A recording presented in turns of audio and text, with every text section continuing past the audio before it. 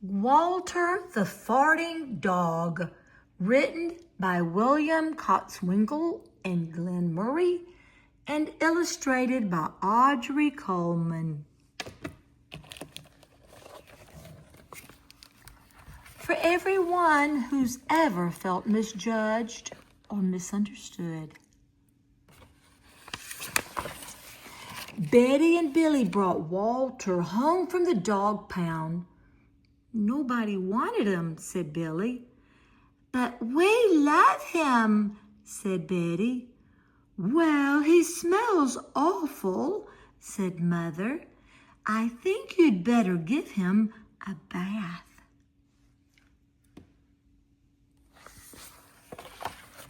Mother walked in and said, Oh, he still smells awful. And that's when they got the first clue. The telltale bubbles in the water. He's probably just a little nervous, said Mother hopefully. His stomach must be upset. But Walter's stomach wasn't upset. Walter's stomach was fine. He felt perfectly normal. He just farted a lot. He did it when he bathed. He did it when he played with Betty and Billy. He did it when he walked around the house. He did it in the dining room. He did it in the kitchen. And he did it in his sleep.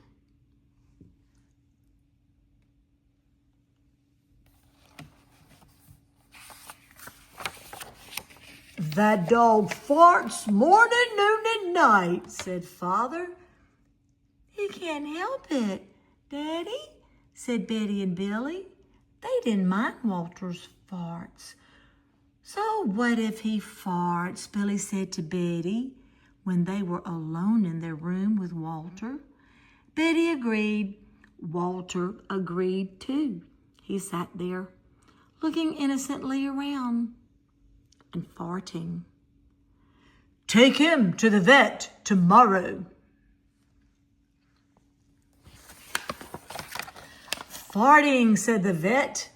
It's rectal flatulence, as we say in the medical profession. And he prescribed a change in his diet.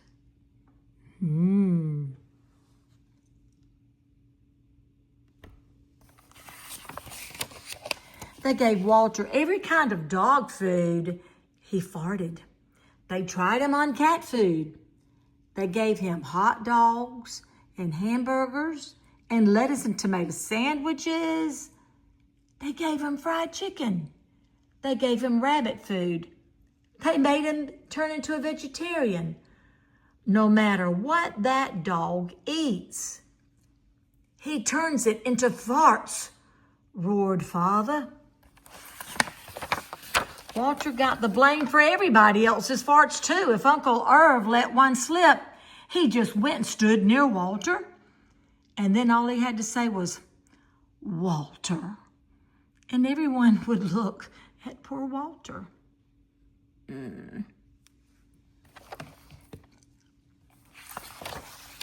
He has to go to the pound, said Father. No, Daddy. Daddy, please, begged Betty and Billy. Don't send Walter away. He goes tomorrow, said Father. They pleaded. Walter farted. It was all over. That night, Betty and Billy just cried in their beds, and Walter looked at them unhappily. Oh, Walter, said Betty, you've just got to stop farting, because Father's going to send you back to the pound tomorrow, said Billy.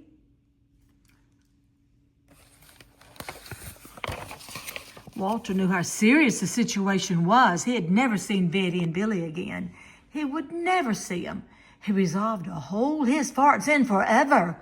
When Betty and Billy fell asleep, he walked down to the kitchen to see if there was anything around to eat.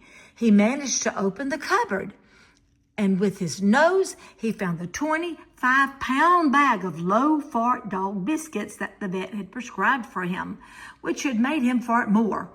Even though he knew they made him for more, he couldn't resist. He ate the entire bag. Very tasty, said Walter to himself. And then he went and lay down on the sofa. A gigantic gas bubble began to bubble inside of him. This is going to be trouble, he said to himself nervously. He was afraid of what might happen if he let it go. He thought maybe the house would explode. So he kept it in. It wasn't easy. In fact, it was torture. But he had resolved never to fart again. His future depended on it. As he lay there with his tail wrapped tightly between his legs, he heard a noise at the window. He watched it open slowly. A pair of burglars came through and they dropped silently into the kitchen. "Watch out for the dog," said one of the burglars. "Oh, he won't bite," said the other. "He's a wimp." Well, Walter might have bitten them, except he was so filled with gas he couldn't move.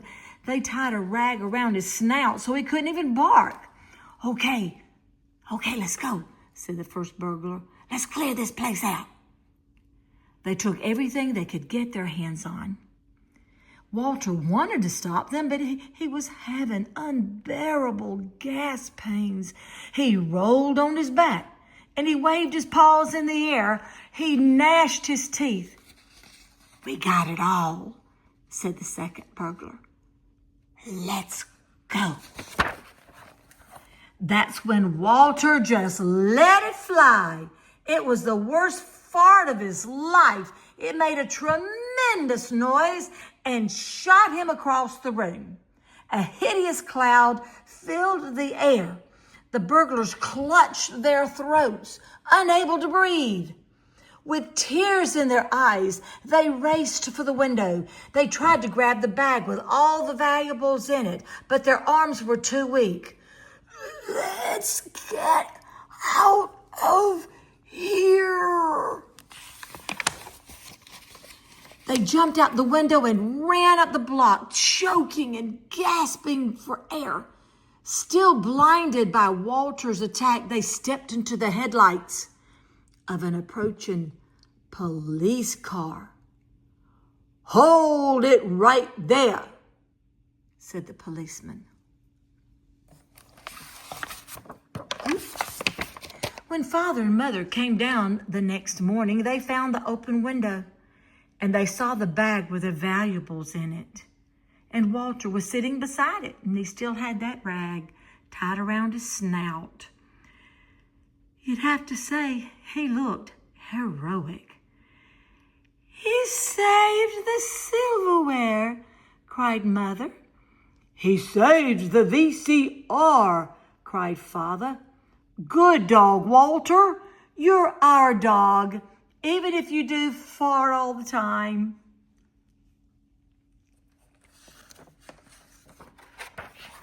And so the family learned to live with Walter, the hero dog. And that's the end of our tale. The end. Good night.